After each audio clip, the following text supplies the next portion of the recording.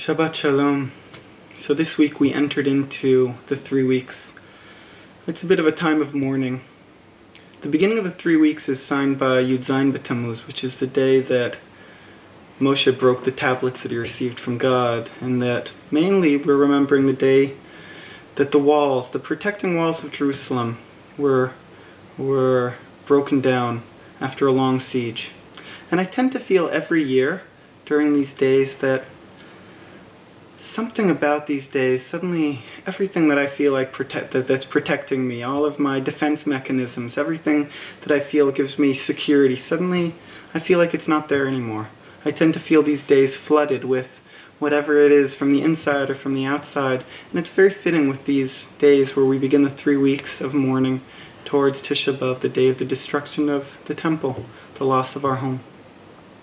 One of the first parshas that we read this year as we enter into the 3 weeks is Matot, which is a difficult parsha. It deals with vengeance, with wars against the Midianites, a lot of difficult things, because the truth is when we let down our barriers, when we let down our walls, sometimes we don't know what will come out and what difficult emotions or what actions will come. There's a reason we have our barriers, and there's a reason we hold on to our walls. And the beginning of the parsha doesn't speak about a war, about actions, but speaks about the importance of our words. The importance that when I say something, or when I make a promise or an oath, a neder, how important it is to be able to really keep what it is that I'm saying. Because our words are so significant and are so important. Sometimes I think that words aren't anything. You know, sticks and stones can break my bones, but words, what can words do?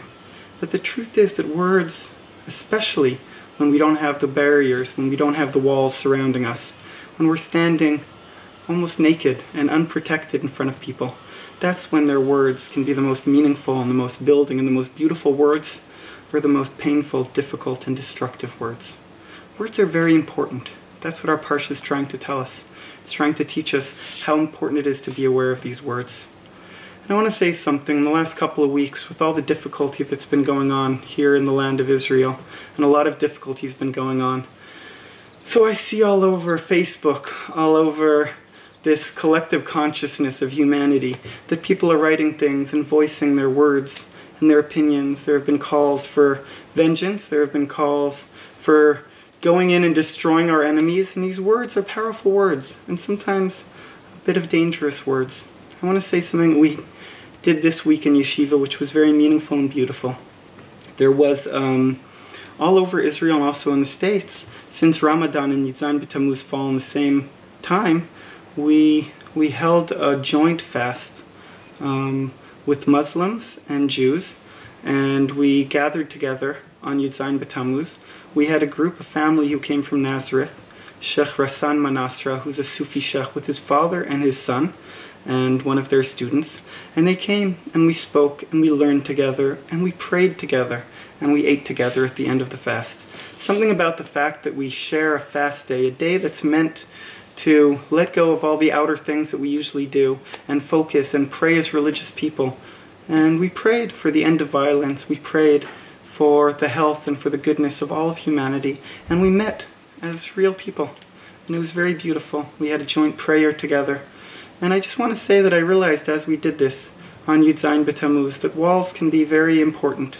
They can protect us, but they can also distract us. They can stop us from seeing who's right beyond our borders. Somebody could be right next to me and I don't even see him. I don't even hear him because I'm so busy being safe and being secure. And something about the breaking of the walls enabled us to meet who's sitting right next to us.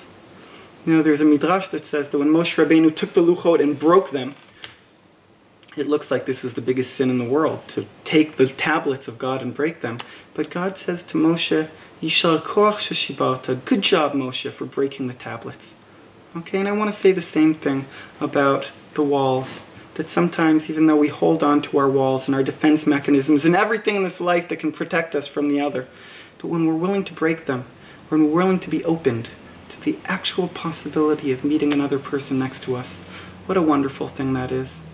And it's, I think, not by chance that the Hasidic master said, it says in Eicha, Kol rodfei sigua ben hamitzarim, everybody who chased after her, caught her, and destroyed her.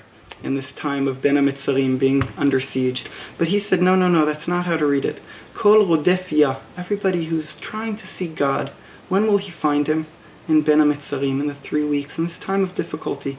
Because when we let our walls go, suddenly we can expand, we can grow, and we can finally see what's a little bit beyond the Daled Amot, the little space that we're every day very much stuck into. So I bless all of us that these 3 weeks should be an opening experience for us, and that we should all be able to share in beautiful, beautiful prayer experiences like we had here in the Yeshiva in Maale, Gilboa this week. Shabbat Shalom.